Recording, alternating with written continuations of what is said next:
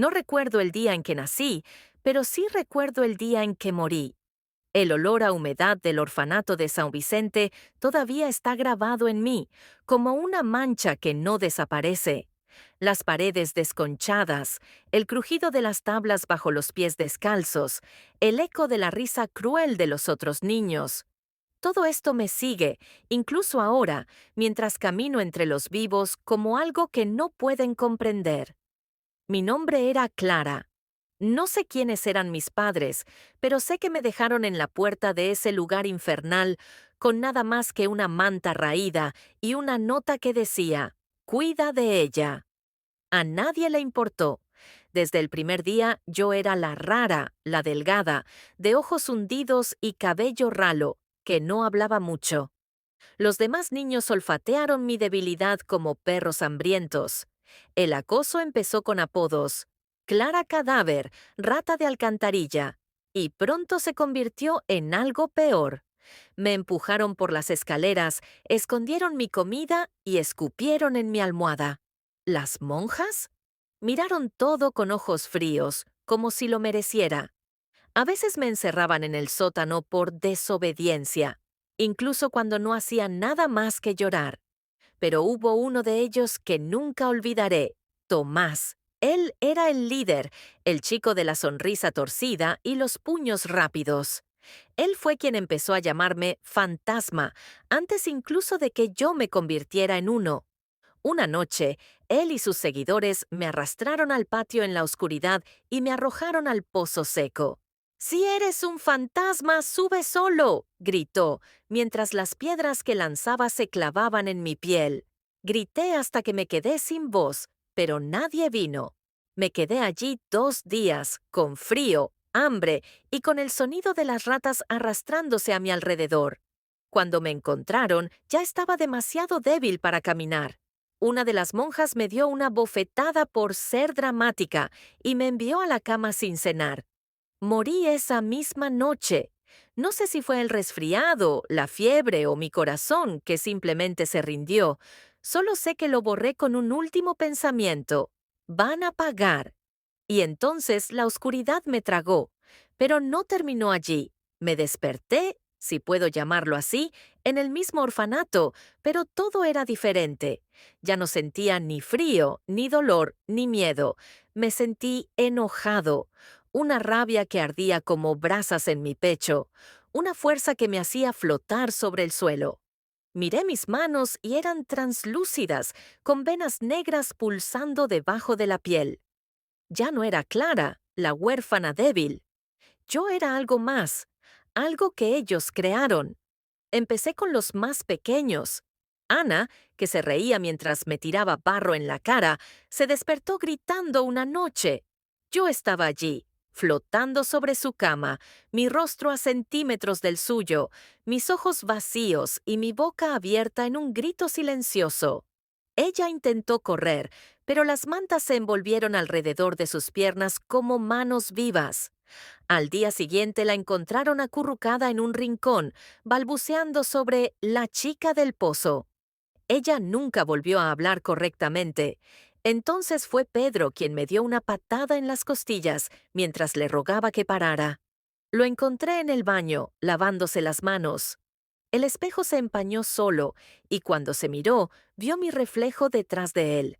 Cabello goteando agua sucia, piel cenicienta y una sonrisa que no era humana. Gritó, pero el sonido se le quedó atrapado en la garganta. Los grifos explotaron y brotó un chorro de agua negra que lo arrastró por el desagüe. No sé dónde fue, pero sé que no regresó. Thomas fue el último. Quería que él sintiera todo. Esperé hasta la noche más fría del invierno, cuando el orfanato estaba en silencio salvo por el viento que aullaba a través de las ventanas rotas. Durmió plácidamente, como si nunca me hubiera arrojado a ese pozo. Entré en su habitación como una sombra y el aire se volvió frío a mi alrededor. Abrió los ojos y me vio. No era la débil Clara que él conocía, sino algo retorcido, con dedos largos y ojos que brillaban como brasas. «Tú», susurró, el terror le robó la voz. «Tú me hiciste así». respondí, mi voz resonando como si viniera de 1000 gargantas. Intentó correr, pero las puertas se cerraron solas.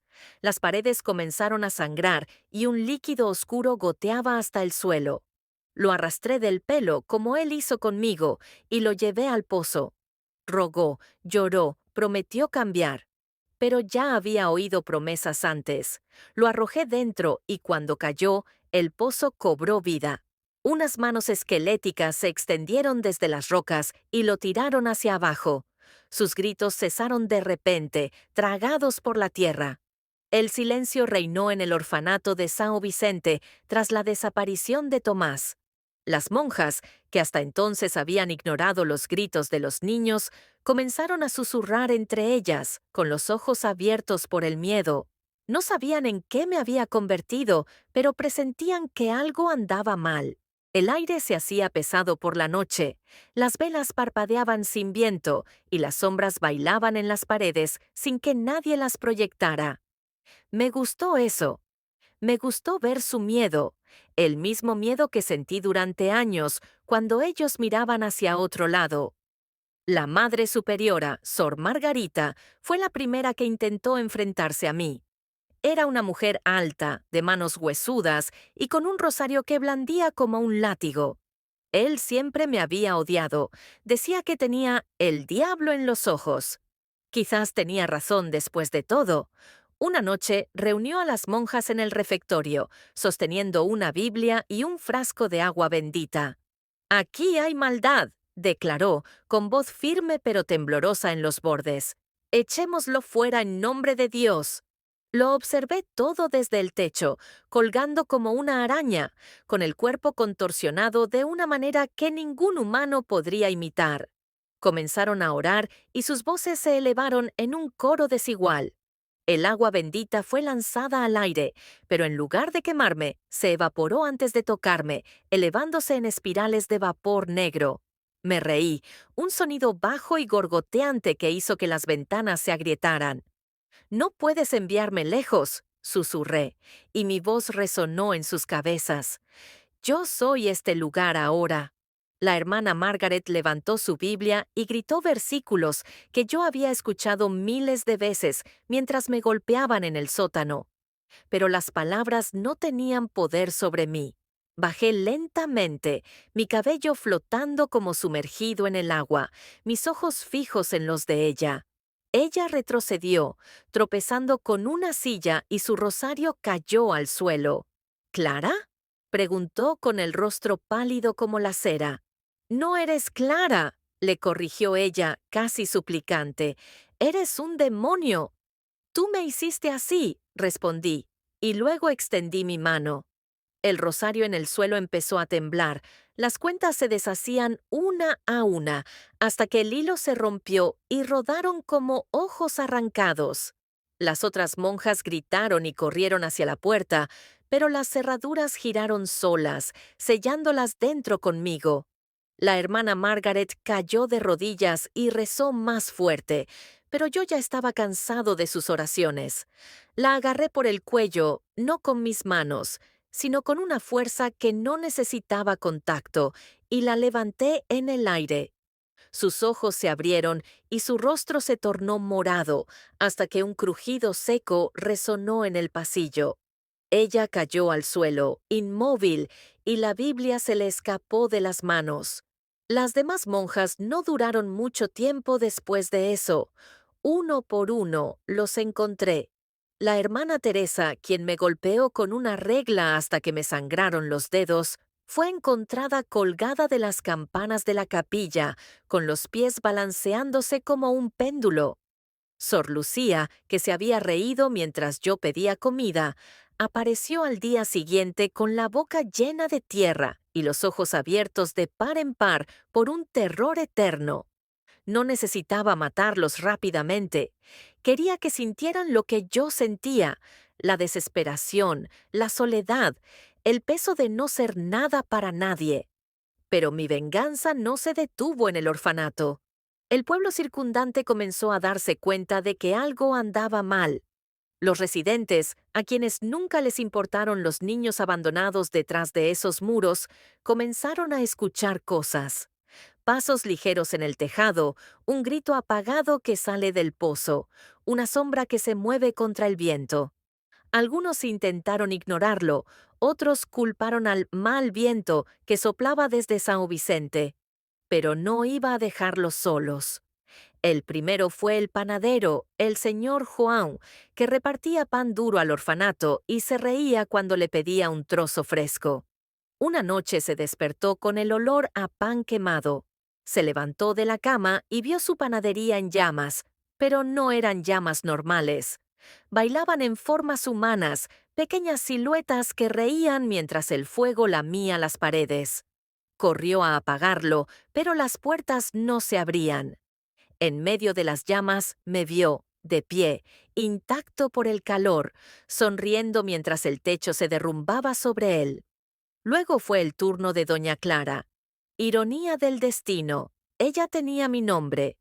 Ella era la costurera que hacía nuestra ropa, pero siempre cortaba la mía demasiado pequeña, diciendo que no necesitaba tanta tela. La encontré en su estudio, con las agujas volando solas, cosiendo patrones imposibles en el aire. Ella gritó cuando uno de ellos le atravesó la mano, luego otro, hasta que la sangre goteó al suelo como tinta. «Deténgase, por favor», ella rogó, pero yo simplemente observé, inclinando la cabeza, mientras las líneas la envolvían como una red, apretándose hasta que dejó de moverse. El pueblo empezó a hablar de mí. La chica del pozo, me llamaban, una leyenda que crecía con cada muerte. Algunos intentaron huir, pero yo los seguí. Otros llamaron a sacerdotes, médiums, a cualquiera que prometiera enviarme lejos. Pero nadie pudo. Ya no era solo un espíritu, yo era la ira de todos los niños que sufrían en ese lugar, un eco que no se podía silenciar. No como la Clara que era, sino como la cosa en la que me he convertido. Mi cuerpo se materializó frente a ellos, y mis huesos crujieron mientras me elevaba del suelo. Mi cabello goteaba agua negra. Mis ojos eran agujeros profundos con puntos de luz roja brillando en su interior, y mi boca se extendía en una sonrisa que mostraba demasiados dientes. Mariana gritó hasta que le falló la voz y cayó de rodillas. Felipe dejó escapar de sus manos la grabadora. El aparato se encendió solo y captó un siseo que sonó como 1000 voces susurrando al mismo tiempo. «Viniste a buscarme», dije, avanzando lentamente. «Ahora se quedarán». Lucas intentó correr, pero las puertas se cerraron de golpe y las ventanas se cerraron como ojos gigantes. Rafael me lanzó la linterna, pero atravesó mi cuerpo y se estrelló contra la pared. «¡Esto no es real!», gritó más para sí mismo que para cualquier otra persona. «No es real». «Es bastante real», respondí, y entonces el suelo empezó a temblar. Las tablas se partieron y unas manos esqueléticas se alzaron desde la tierra y agarraron sus tobillos. Mariana fue la primera en ser jalada. Sus uñas arañaron el suelo mientras desaparecía en un agujero que se abrió debajo de ella. Su grito resonó por un rato, luego silencio.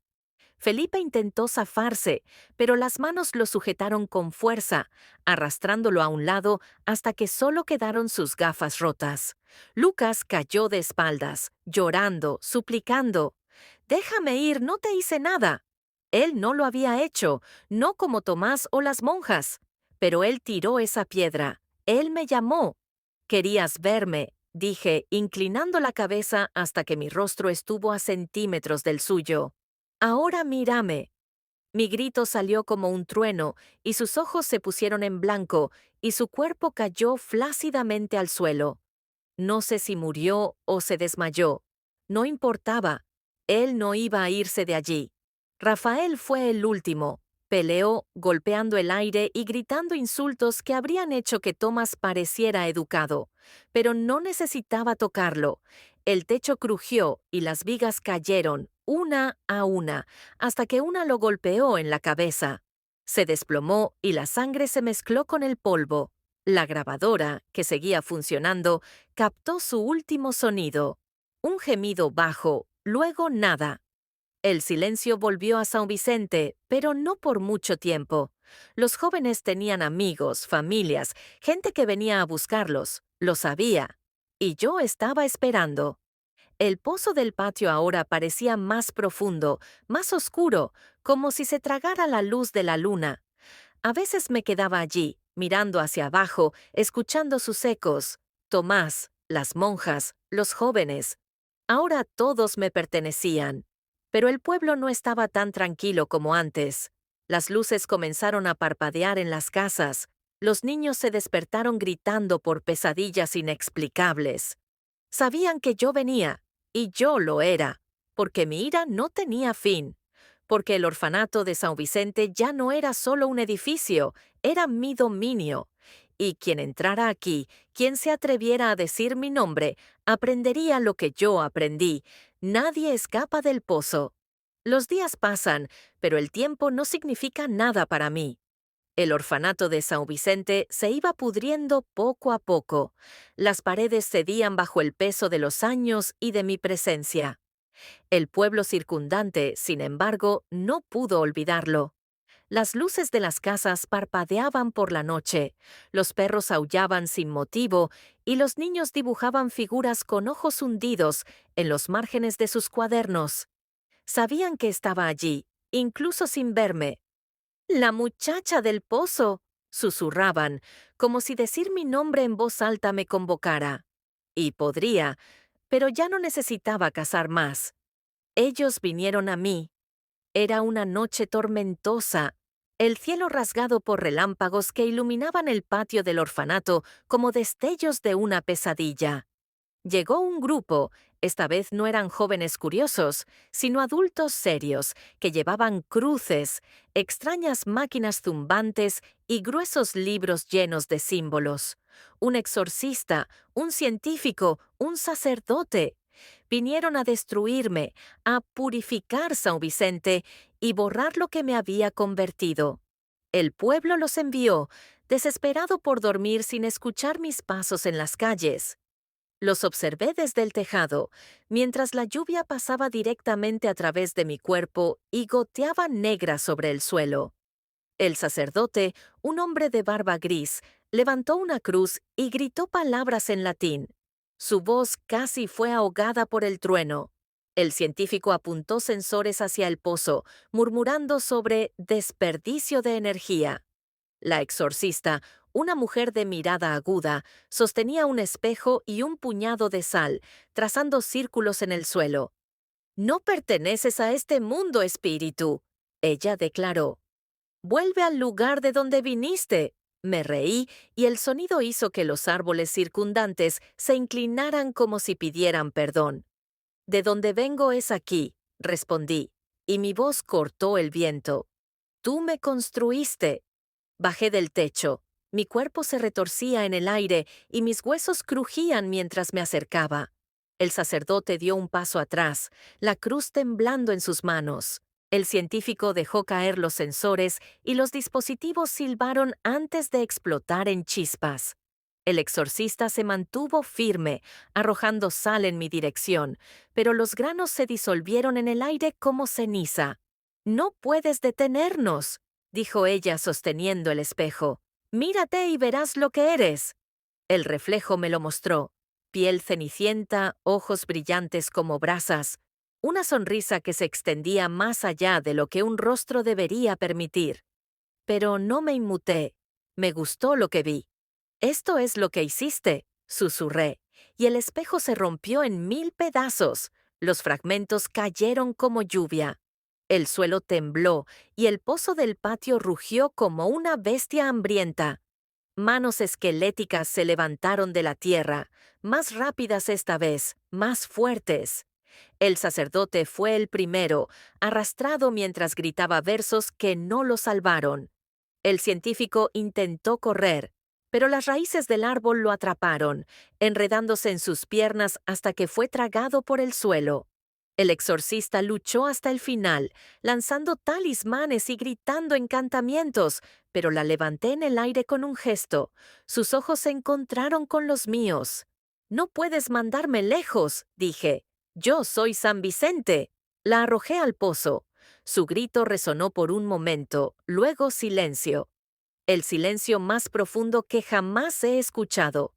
La tormenta cesó, como si el cielo se hubiera rendido. El orfanato estaba tranquilo, pero no vacío. Podía sentirlos allí abajo. Tomás, las monjas, los jóvenes, los nuevos visitantes, todos atrapados en el pozo. Sus voces eran un coro bajo que me cantaba. El pueblo nunca volvió a enviar a nadie. Las luces de las casas se apagaron, una a una. Las familias huyeron o se encerraron en silencio. San Vicente se convirtió en un lugar del que nadie hablaba, un agujero en el mapa que se tragaba historias y personas. Pero no me fui. Me quedé en el patio, cerca del pozo, mirando las estrellas que nunca me vieron salir. A veces oía un susurro que venía del camino, un viajero perdido, un niño curioso, un nombre dicho por accidente, y esperé, porque mi ira nunca terminó, porque el pozo nunca se llenó, porque soy Clara, la niña del pozo, y este lugar es mío para siempre. Y si oyes un eco en la oscuridad, una risa que no se puede explicar, no mires atrás, no digas mi nombre, porque